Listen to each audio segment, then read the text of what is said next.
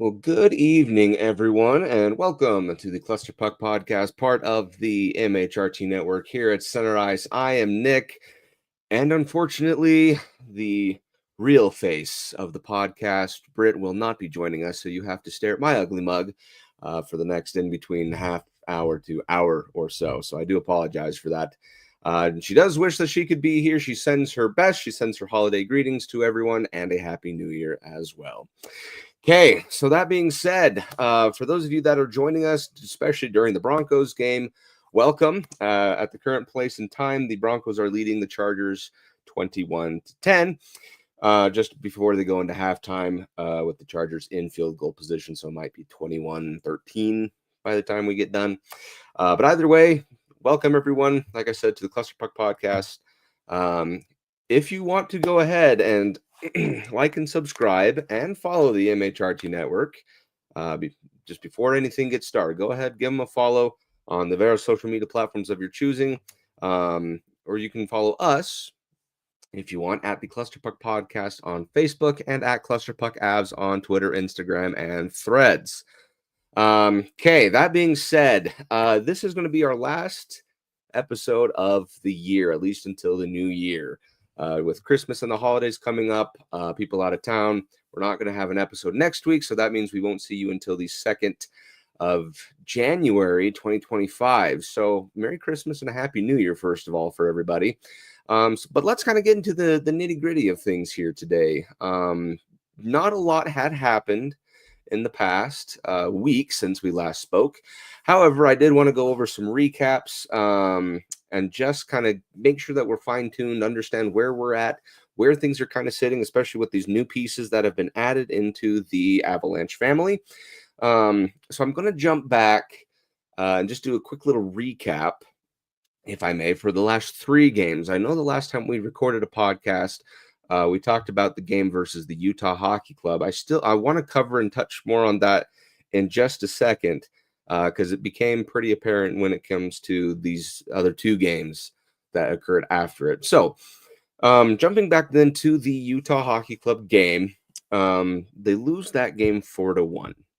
Okay, so this game, it was like we said last week, it was strictly puck luck. I mean, just the fact that Utah got so many lucky bounces. There was the one goal in which Scott Wedgwood was way out of position on one of Utah's power plays.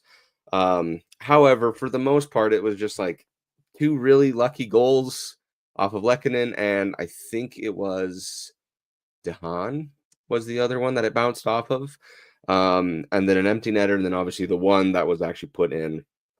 And Utah's defense, the other part of that game, was stellar. All right, it just everything that the Avalanche tried to throw Karel Vejmelka's way was either getting blocked, closed up, no lanes open, just bad luck. Vejmelka was standing on his head. I mean, just the defensive effort that Utah had put in was amazing. They were, however, able to get a goal before time finally expired with about 3 or 4 minutes left, if I'm not mistaken. So there was no shutout, thank goodness. But the game overall had a very distinct feel in that it just seemed nothing would bounce Colorado's way. And that kind of comes to fruition here when I talk about the Vancouver game, but I'll get there in a second. So keep that in mind. Now, this particular game as well, it was not because of a lack of effort compared to what a lot of people are saying, like, I can't believe they're just given up and died and blah, blah, blah, blah. Like there was effort, right? They didn't just roll over and die. They didn't just give up. I mean, if you go to the box score, or excuse me, the team stats, they were leading in shots 24-23. They were very much leading in hits 23-10, and they had the faceoff percentage win, which is very rare for Colorado. They won 30 faceoffs compared to Utah's 23. Now here's the kicker. The power play, which right now I don't know what to say about Colorado's power play. It's just not there. 3 opportunities, 0 goals, and just the ridiculousness of it all was just too much. 11 block shots. Now here's the one I was actually wanting to get to. Sorry. 11 block shots for Colorado compared to Utah's 23. So there were 23 additional shots that were trying to make it through to Karel Vejmelka that were blocked. So if you add those together, that's a total of 47 shots, right? So again, this game was not for the lack of Colorado creating an offense, which they were able to get into the zone. They were winning scrums, winning faceoffs, but the defensive preparedness that Utah had displayed is what ultimately became the demise of Colorado, right? Another big number in these stats was the takeaway giveaway percentage. Again, credit to Colorado's offense. They took the puck away 16 times compared to 6 from Utah, right? So definitely a lot more aggressive when it came to winning puck battles, getting the puck back, everything like that, right? 16 takeaways. Okay. Giveaways, though, Utah has 15, which accounted for almost all but one of, of the takeaways that Colorado had. Colorado had 21 giveaways, right? Which is not a good number to go after if you're trying to create shots, if you're trying to create opportunities and chances, down in front opportunities, shots from the slot, stuff like that. 21 giveaways is not going to be your friend. That could have been another 21 opportunities to have shots, right? Which could have turned into goals, right? So that game, it was a tough pill to swallow because the offense was there, but so was the opposing defense, right? And even more so. Okay. So just wanted to touch on that one for just a second. Okay, now let's actually jump into the two new games that we were discussing last week that ended up occurring. So the very next game, last Saturday, as it were, the Avalanche win the game versus the Nashville Predators with a score of 5-2. This game looked pretty spectacular, honestly. This one, I believe, was Mackenzie Blackwood's first game in an Avalanche uniform. Let me just check that real fast. Yes, Mackenzie Blackwood's first game in a uniform. And to be completely honest with you, I think he did a very good job. Now, the score doesn't necessarily reflect on how the actual game went, because if you go to the actual recap of how the scoring went, it was zeros in the first period. 0-0, as in they didn't score any, which is kind of new for those of you who have been fans of the show or watchers of the show for a long time. We talk about the everlasting struggle that the Avalanche continue to face, which is anywhere under, I'd say, 6 minutes in the first period, the opposing team seems to always, and I'm not kidding, always get a goal under the, I guess, under the the guardsmanship of Alexander Georgiev or Eustace Saarinen. They seem to always get a goal. Well, 2 new goaltenders later, that hasn't really become much of an issue anymore, right? Will it still happen? Yes. Has it happened? Yes.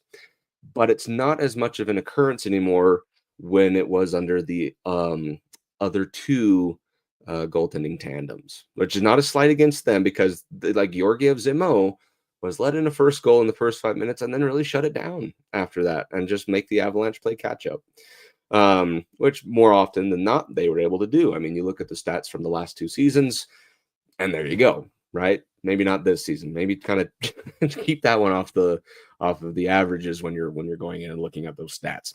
But in this case, no, 0 goals were let in that first period. Then the party started when Ross Colton and Nathan MacKinnon scored in about 7 minutes from each other halfway through the second period. It's a really great feeling to have Ross Colton back, first and foremost, right? We talked about this last week. He brings a different aura about wanting to score, if that makes any sense. And it's really because of how he celebrates other people or himself whenever the goals are scored. Just the excitement and electricity and the vibes that he brings there is pretty intoxicating, to be completely honest. But he gets the first goal, an assist from Middlestat, which, again, you'd hope Middlestat would have some of these points turned into goals at some point. He's not really, right now, I'm going to say, he's not really shaping into that 2C that we really want him to be. So it's not entirely bad, but there you just wish that some of these would actually turn into his, right? And he's still getting assists, he's still getting points, but you're hoping that he can kind of recreate the Nazem Kadri effect and have basically a bona fide first liner be your spearheading the second line. But either way, Devontae's secondary assist on that goal.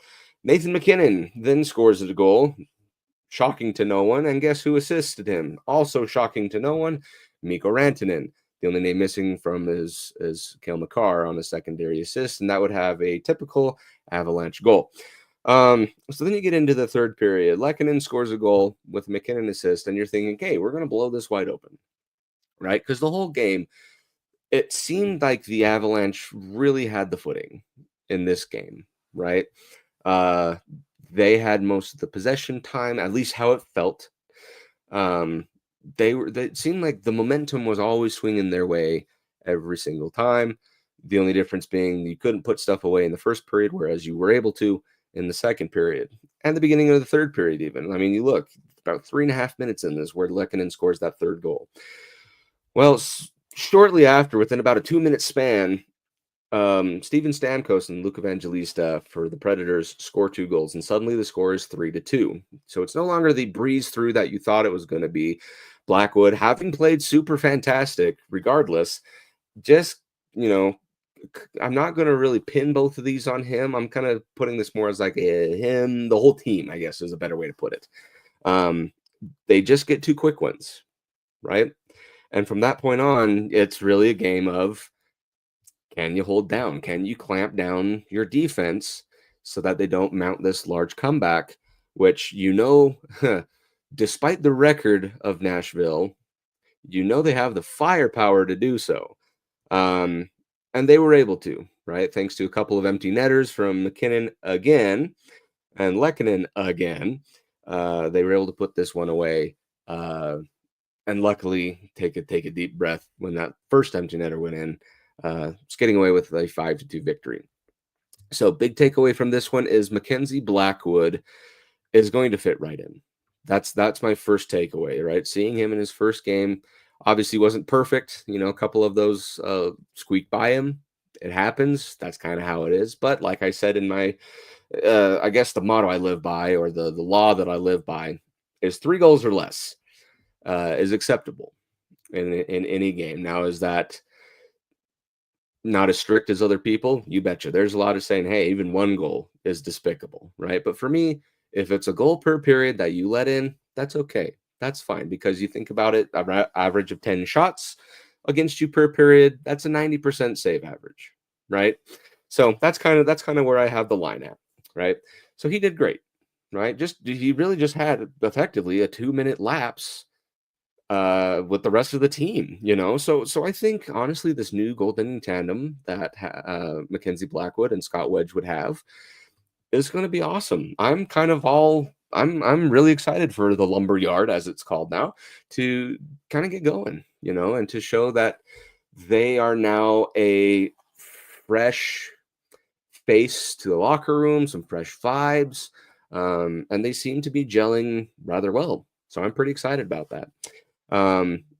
Let's move on then to the next game. So that's the Vancouver Canucks game. So the very adversely to that Nashville game, this Vancouver Canucks game was tough to watch. The only reason why being is it had just more remnants of what happened during the game versus the Utah Hockey Club. Vancouver wins this game with a score of 3-1. The only goal scorer for the Vancouver Canucks was Kiefer Sherwood, formerly of the Colorado Avalanche.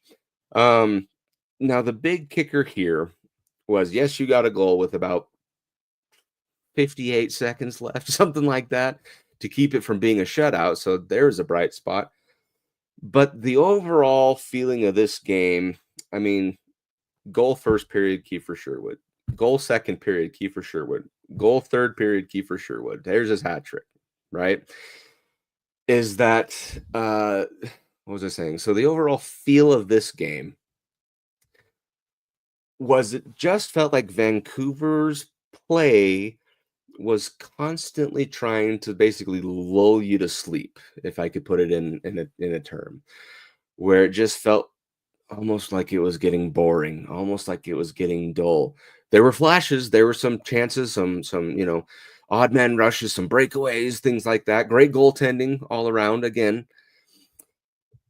but it just felt like the pace would get fast and then slow and then fast and then slow.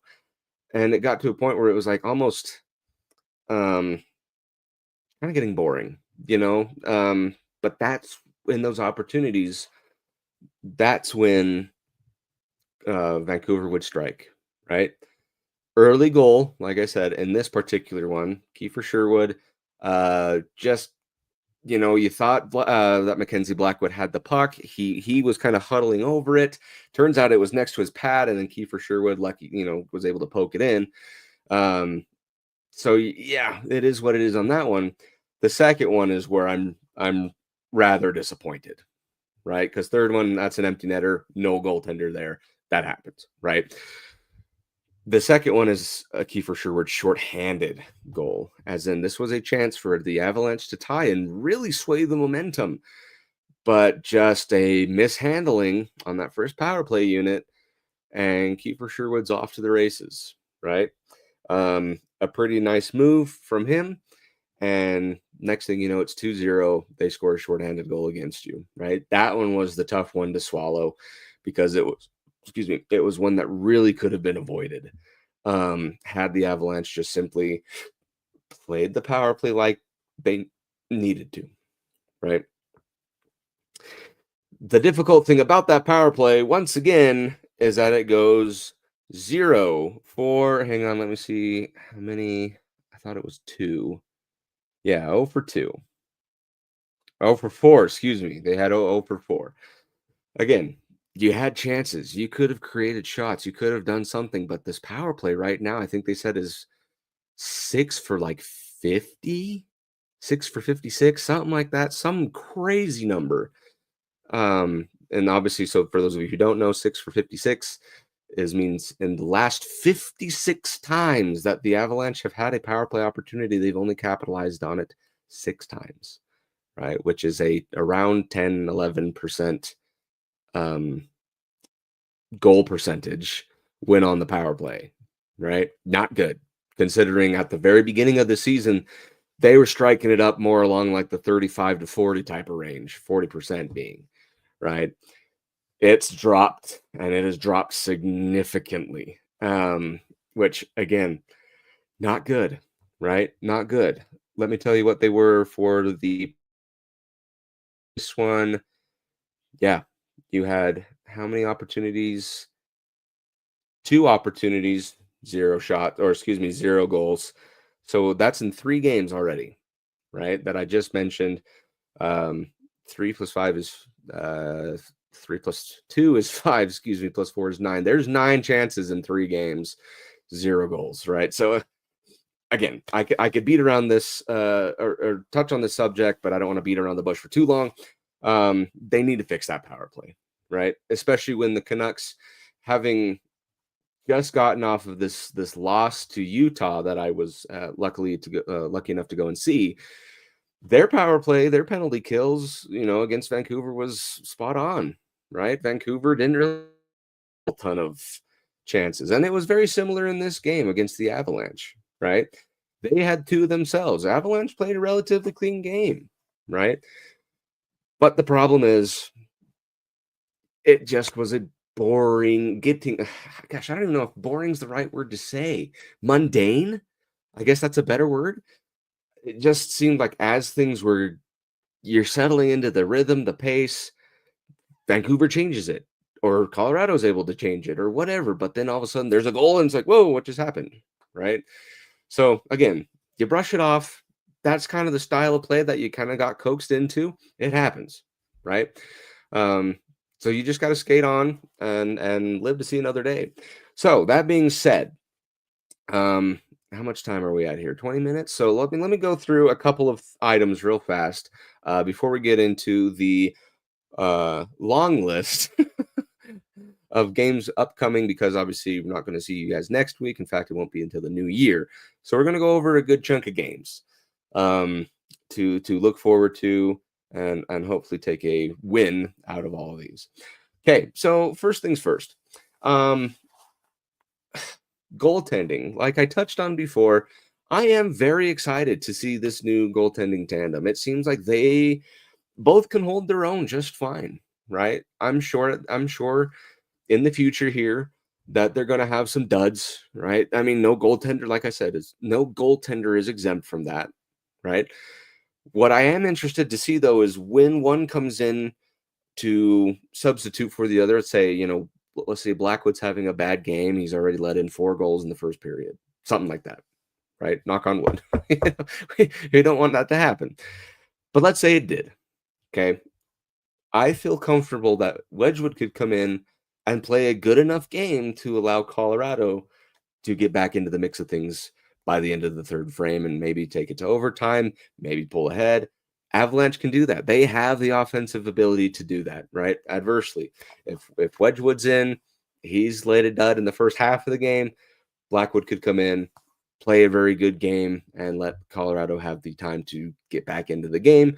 As long as the offense is there, they can do that, right? I'm very excited for this new tandem that we have. And I wish Justus Annunen and Alexander Georgiev the best of luck, right? Obviously, I was a big proponent for Georgiev for a good long time. And that engine kind of ran out of gas, as it were. So now we have a new Denver engine, and that is the Woodstock. The Denver Lumberyard, I think, is how they're calling it. Love that nickname. I can't get over that nickname. So that's the first takeaway so far, is they're going to be a really good tandem. I'm excited, right? And if that means that Mackenzie Blackwood, who's had so much potential, a lot of people have talked about, he has that playoff style potential to take people far into the playoffs, and your backup is a very solid, very experienced Scott Wedgwood. Yeah, I'm very excited for that. Next item are the pieces that are missing. The third part of your lumberyard, Miles Wood. Hopefully by the time we see you guys next, he'll be back. Is the biggest hope that I can say is you need that speed back. You need that feistiness back, right? Like Miles Wood he's got these super fast flashes of speed and agility, and he'll pick a fight with anyone that you need to, right? He's not afraid to mix it up and kind of get dirty in the trenches, and you miss that, you know? So that would be another key thing as far as I guess we'll call it a Christmas wish list. Is to have a healthy Miles Wood back by the time New Year rolls around. Again, there's no real talk on timetables for him. But again, you got to expect him to be close, right? I haven't heard too much about him other than he's on track so far. What does that mean? Who knows? The Avalanche are very, very hush-hush. A type of franchise when it comes to injuries and return times and stuff like that. For example, Ross Colton, I thought was going to take an extra week, and all of a sudden he's there, right? So could be, one of those times where it's like, hey, we don't know, and then the next game he shows up, right? So that's on my Christmas wish list for right now. The other one on the Christmas wish list is Jonathan Drouin. Obviously, some insiders who have been at practices have taken videos of him skating. However, they're reporting that he's, quote, not close to returning. Now, does that mean a couple weeks? Maybe. But just what I've been seeing is it looks like he's fine to maybe start practicing just after Christmas and even maybe be back playing by the new year, right? Tough to say. Again, kind of how the timetables of returning are for the Avalanche, same thing, right? But it would be really nice to get the Roaring 20s line back officially. That'd be amazing. And then get that solidified first line back, and then you're right back in it where the second line can start to take care of itself. Hopefully that they can produce things, Casey Middlestat can kind of fall into his own. So I'm hoping that it kind of causes a, no pun intended, avalanche effect where things just kind of fall into place and everything's okay. So those are two things on my Christmas wish list. The last thing that I have on my Christmas wish list is the I've started to think about this now, and I think I want this to be done sooner rather than later. After last week, right when I said, "Oh yeah, it's fine. I'm not worried about it." Well, now kind of looking at it, maybe it should be. Anyway, my third thing on the Christmas wish list is a Mikko Rantanen extension for 8 years at however much it needs to be.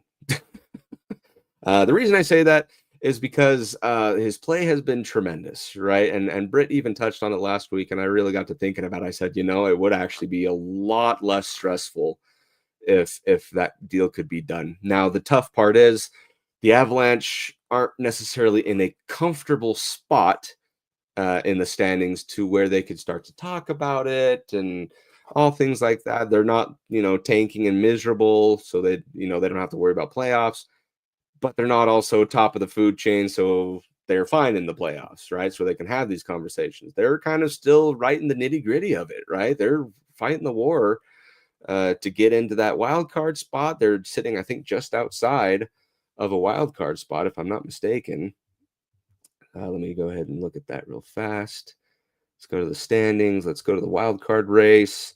Yeah, they are so currently tied in points with Calgary for that second wild card spot, but Calgary holds the tiebreaker currently. So they're just outside, right? So they're fighting in that spot. I don't think contract extensions are necessarily on the forefront of everybody's minds. Hopefully not Mikko Rantanen's, as much as I would like to get it done. However, that is on the Christmas wish list for that signing to happen by the end of the season, right? Again, the reason why is because you now run that risk of, if he does decide to test the market, there's a lot of players out there or a lot of pieces out there that would throw stupid amounts of money at him, right? I mean, he is no slouch. He's an all-star. He's a Stanley Cup champion, right? Like he's literally everything but the Hart Trophy winner, which again, I wouldn't throw out of his repertoire. Okay. So it's kind of got me to be like, oh man, and after thinking about it for a week, I was like, Britt, if you're listening, you're right. I think it's time that we start worrying about that. So I've shifted gears. I've changed my opinion on that. So that's really on my Christmas wish list. Okay. I'm not going to do New Year's resolutions just because I want to wait for Britt to join this podcast and the next time that we see you guys, and it'll be after the New Year. So we'll go over New Year's resolutions, right? I got plenty. Personally and for the Colorado Avalanche that I'd like to see. Okay, so that being said, let's go ahead and move into the upcoming games for the Colorado Avalanche for the next 2 weeks, and see kind of keys to the games, what can be done, how we can get some wins. Again, right now the Avalanche are playing fine. They're doing fine. The goaltending is no longer the worry. It's now just, can we string together a winning streak, right? So let's take a look at kind of what we have for the upcoming 1, 2, 3, 4, 5 games. Again, with Christmas in between there, it's not a ton, but it's more than the 3 that we typically talk about. Okay, so as you guys know, in about half an hour, the Avalanche are going to take on the San Jose Sharks. That game in San Jose, 8:30 p.m. Mountain Time puck drop. And this one's going to be a doozy, right? Key to the game, as I think everyone is going to know, it's going to be a battle of the traded goalies. Blackwood will be in net for the Colorado Avalanche, and Alexander Georgiev will be in net for the San Jose Sharks. That sounds a bit backward to say, but that's the reality of it, right? So that key to the game being Alexander Georgiev's revenge tour, right? It starts there, okay? And it just so happens to be against the Avs, okay? This tends to be a thing in the game of hockey, at least from my experience, where any traded goaltender, especially at home, tends to do very well against his former team. That being said, for those of you who have followed the Avalanche since the Georgiev era, you know he is capable of having these duds, but you also know he is capable of making these outrageous and ridiculous saves where he becomes the hero of the game, right? That's what we don't want to have happen, right? He's no longer a member of the Colorado Avalanche. As much as I miss him to shreds, right? I miss the guy, okay? He is on the opposing side. Let's keep that in mind. So it's cracking Alexander Georgiev and how to figure out him and the San Jose Sharks, which right now are playing actually pretty well, right? For those of you who don't know or are new to this channel, the San Jose Sharks are kind of like my little brother team, right? I love the Sharks, love them to death, right? So this trade didn't hurt as much as it did for other people just because he went from basically team A to team B, right? However, Alexander Georgiev is the man you got to crack, right? Because offensively, you have the firepower, right? But Bill Macklin, Celebrini and company, William Eklund, Will Smith, all the young guns for San Jose are very, very talented, and they're going to be a fun team to play against in the coming years. You still have the firepower, you still have the offensive capability to go in and beat them, regardless if it's on their home ice or not, right? But my key to the game is Alexander Georgiev. He's either going to play a miraculous game in which you will try every last thing to throw at him, and he just throws block after block, save after save, and it gets really down to the wire. Or you pop him early, get that goal within 5 minutes, like we know has happened, and then just kind of start leveling it on throughout the other two frames, right? So it's score often, score early, and really just don't let off. You know, we don't care if he was a member of the Avalanche 2 weeks ago, right? Do I miss Kovalenko in that trade? Sure, right? There's a lot of times where we could have used him, but he's already been an effective piece for the San Jose Sharks, right? There's another thing to keep an eye on. But that's my key to the game for the San Jose game, is to face your old goaltender Alexander Georgiev with their old goaltender in Mackenzie Blackwood. It's going to be a battle for the ages. I'm hoping again that it doesn't become a barn burner all the way down to the end where it's 7-6 or something like that. I want this one to be relatively close, a 3-1 win, something like that, right? Would be ideal.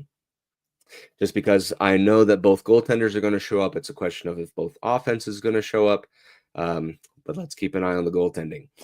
Okay, that being said, that is the first game of a back-to-back tomorrow night at 8:30 p.m. Mountain Time puck drop, or excuse me, 8 p.m. Mountain Time puck drop.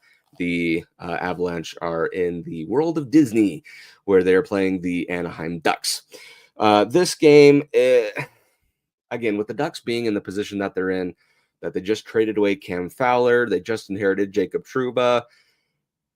It's going to be a different game, right? I'm not going to say it's a gimme, but I'm going to call this one rather a trap game, right? Simply because with the new combination of Jacob Trouba and Radko Gudas, it could leave you pretty bruised by the end of that game. They're going to be a physical team, right? I mean, you saw what the Anaheim Ducks did. If I'm not mistaken, it was either last game that they played or 2 games ago, just the last game against the Winnipeg Jets even, right? They beat them in regulation. They held them to 2 goals, right? This is the Winnipeg Jets who, as we currently see it, I believe are in first place in the league. Let's see. First place in the league, right? And they beat them in regulation. Okay. So they're coming off of a very confident win before they go ahead and play the Avalanche, which is their next game. Okay. So they're going to be well rested. They're going to have all kinds of confidence. This could be that trap game that the Avalanche need to avoid in order to skate out with the win. Okay.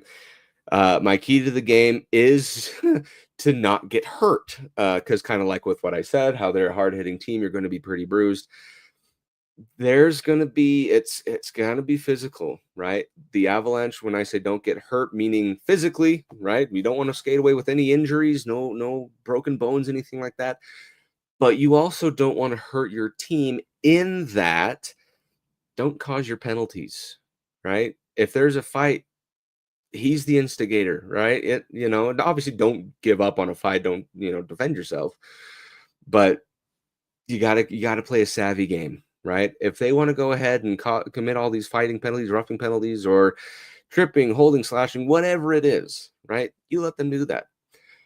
But you have to play a safe and smart game. The biggest thing though is you are faster than them. You can out dexterity them, if that's even a phrase, right? You have this capability. It's time to utilize that.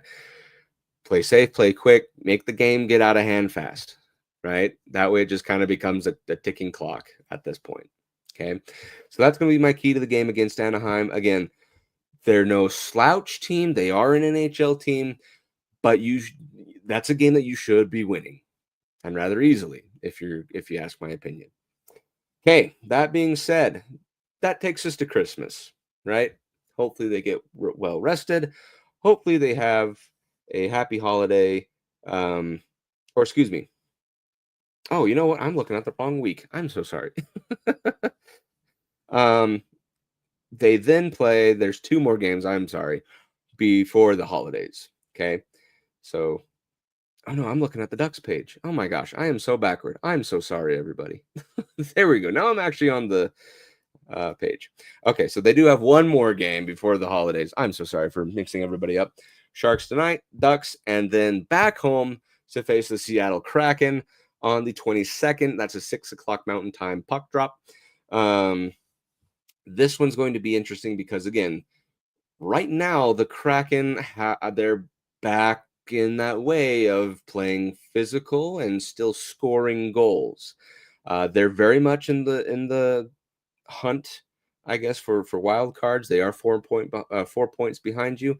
However, this is a game where you need to make sure that you have your ducks in a row. Okay. Key to the game against Seattle. So just right off the bat, I would probably say that the key to the game is going to be your defense. Okay. Seattle defensively is pretty good, right? They like game in and game out, right? Do they have as many goals as the next team? No, their offense is lacking, right? Could use a little bit of work. Their defense is pretty all right, right? Granted, with all the games they've been losing, obviously you'd be thinking to yourself, well, no, not even close. Their defense isn't all right. What I'm saying though is their defense, if you're not on your game, is good, right? They're going to be just fine. Okay. Offensively, in fact, let's make this another key to the game. Offensively, they're not there right now. Okay. That's where your defense can take a hold, right? So if there's going to be a shutout at any point in time, I'm going to say it's against Seattle, just the way they've been playing, right? You look at their last, let's say, 5 games, right? Currently losing 0 goals, 0 goals, 1 goal, 5 goals. That's an outlier. 1 goal, right? They're not really all that offensively capable right now, right? So again, if there's a time for your defense to thrive and shine, it's going to be against them. And their defense, as long as you're playing your game, shouldn't be much of an issue. Though, as we've seen in the past, they tend to remember their playoff series, what happened to Jared McCann. They've had your number a couple of times, especially on home ice, right? So this has got to be one where you got to just punch through it and score, right? Again, is the name of the game for all the games, but you just got to punch through that defensive line. Power play needs to come alive, right? Like there's a lot of things that you could have click in this particular game, but if there's one that I'm going to call a shutout for, it's going to be the one at home against the Seattle Kraken. Okay, that being said, now that'll take us past Christmas, happy holidays, Santa Claus, reindeer elves, all that great stuff. Okay, now we have 2 more games to talk about. Lo and behold, you go right across the Rocky Mountains back into Utah to face the Utah Hockey Club on Friday the 27th. That's a 7:30 p.m. Mountain Time puck drop. If there's a time to, I don't want to say re-deal the damage because you won the first game of that series, but to kind of go back to how you did that first game against Utah, it's now, right? You've seen what Utah has been capable of. I'm sure people know, all about how Utah plays. So my key to the game is to take advantage on the many penalties that Utah commits. Again, I've been to many Utah Hockey Club games as I am a Utah resident myself. I know this team now. They commit penalties like crazy, right? You'll know it's going to be a tough game when they're not committing penalties, right? But you'll have at least 3, I'd say, every game. Okay. This is going to be the game. This is my key to the game, is the power play. Special teams is going to be extremely important in this game, right? Because when Utah's firing on all cylinders, now keep in mind, Utah has not lost in regulation in 7 games, right? In fact, they just won a thrilling game against Vancouver when they were down 2-0 about, quarter of the way through the third period. Exciting game. It was amazing, right? If they're playing that style of hockey, you need to make sure that your special teams, your power play especially, is firing on all cylinders, scoring at will, basically, right? The best way to do that, you have to shoot at any possibility of the puck getting deflected in, ricocheted in, whatever it is, right? Maybe you have puck luck this time, okay? That's what needs to happen, but it won't happen if you don't take the shot first. And again, I know I'm a broken record player. Brit and I have complained about this for seasons on end at this point. The tough thing about the Avalanche power play, especially in that first unit, the second unit doesn't do it as much, which is nice.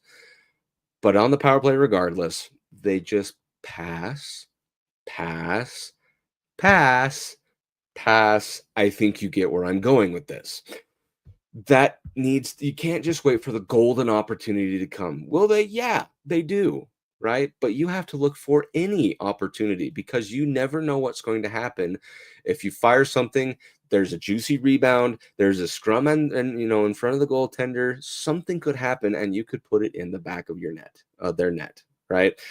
But again, you have to take the shots. You have to get those power play numbers back up because come the new year, down the stretch, as it were, you're going to be coming up on halfway through the season, right? If not, you might already be at halfway through the season. Let's see. Right now, the Avalanche have played 31 games. So yeah, right about after New Year is going to be the halfway mark of the season. Sad to say because it just felt like the season started, but lo and behold, here we are creeping up on halfway. Right? And now down the stretch, you have to have all cylinders firing, all aspects of your game on point. You just got new goaltending, so that will take care of itself. Defensively, need some work. Offensively, you're okay. But the power play, the special teams, the penalty kill, all that stuff, you really got to sharpen that blade, right? Because right now it is dull. It is so dull. Okay. That's my key to the Utah Hockey Club game. Last game of the year, of the 2024 fiscal year, I should say. You're back home Tuesday, New Year's Eve, 6 p.m. Mountain Time puck drop. You are hosting the division rival, Winnipeg Jets. And this is going to be my key to the game for them. You have to play up to their standard because right now, with how everything is looking, they will leave you in the dust, right? If I recall correctly, the last game that they played was a very good game, albeit that they lost 1-0, but they still played an aggressive game. They still played an offensively sound game, a defensively sound game, had it not been for a kind of, fluky-ish goal. 1-0 was the final score, right? This is one where you have to play a perfect game That's my key to the game, is play a perfect game. Is it possible? You betcha, right? The best thing about that, or the biggest thing about playing a perfect game is you need to have team chemistry, right? I'm talking about when you're in face-offs, you need to, or win your face-offs, and when you are in scrums, battles against the boards, you have to win those things, because possession is going to be key in this type of a Winnipeg game, because Winnipeg, it just seems like any possession they have, they always head right into their offensive zone, and they can set up shop there, right? You need to be able to have a solid game against the boards. Possession is going to be key. You can't have any of these when you're on a 2-on-1 breakaway. You haven't made up your mind if you're going to pass or shoot, right? It's the extra pass that doesn't need to happen. A shot when you should have passed. I mean, they're and I get some of it's hindsight where it's like, oh my gosh, I can't believe I did that. But the Avalanche, they're all comprised of fantastic NHL caliber players, right? Many of which are Stanley Cup champions. They know how to make those decisions in split seconds, right? So therefore, I think they need to be able to clean that up by making the right decisions. Again, power play is going to come in huge, right? Winnipeg's not a completely clean team, but they are more than capable of playing a clean game. So you have to take advantage of those power play opportunities when they come your way. One other key to the game is this. So again, I understand that the Winnipeg Jets are firing on all cylinders right now, right? However, their goaltending has been a little lackluster, right? With Hellebuck and Brossoit. Um, uh, it's not an impossible task to say that you can rack up goals, to ask that you rack up goals, I should say. In their last few games, they've let 3 goals. They've let 3 goals. They've let 2. They've let 3. They've let 4. They let 1. They let 2. Like, so you can score goals. It's going to be a close game, though. Okay, I'm thinking 3-2. This thing might go to overtime, even though I don't want it to. Okay, it's these types of games where it's really going to be a confidence booster, especially as they're sitting number 1 in the league. Speaking of Winnipeg, okay, you have to play the perfect game, because they've been playing 23 perfect games, right? So that's my key to the game. Okay, that being said, those are the games that'll take us all the way to the new year. Let's see. Oops, there was one last item that I wanted to talk about. Let's see if I can remember it here. Going to my notes here. Oh, nope, that was it. Sorry. I already talked about my wish list. Okay. So that being said, all 5, again, you can win. I know this team has the capability of playing up to the standards of the team that they're playing. However, the team has the unfortunate mishap of playing down to the standards of the opposing team whenever it's a winnable game. Speaking of your Anaheims and San Jose's and stuff like that.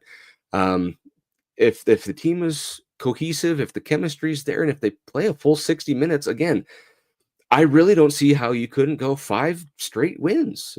It's totally possible. But it's on the Avalanche to get that done, right? And it starts here in about 10 minutes. So that being said, I won't take up any more of your time, and we'll go ahead and wrap up this episode. So thank you, everyone, for joining in on this episode of the Clusterpuck Podcast. We really do enjoy your guys' viewership and interactions with the pod. We encourage you to keep that up. Tell your friends, and if you don't mind, to like and subscribe and follow the MHRT network so you can get notified when shows like the Clusterpuck Podcast go live. You can do so on the various social media platforms of your choosing. Just look up MHRT network and you should be good as gold. If you want to follow us, you can do so at the Clusterpuck Podcast on Facebook and at Clusterpuck Avs on Twitter, Instagram, and Threads. With that being said, we're sad to not see you guys next week. We will see you in 2 weeks. We hope you have a wonderful holiday season, a Merry Christmas, a Happy New Year. And let's see if we can go ahead and get 5 wins in a row. And hopefully by the next time we talk, next year, huh? We'll have some good attitudes and still cup full of cheers from all the celebrating that we've been doing for Christmas and New Year's. So anyway, with that being said, let's go play some hockey. Merry Christmas, Happy New Year, and as always, go Avs go. Fast lane when I pass in the street, bag of money in the passenger seat. Tempo's been asking for me on the road from the west to the east. Way up, I might never come down, cause the coast racking up the flame out. So high, I might never come down, so what, this is my lifestyle.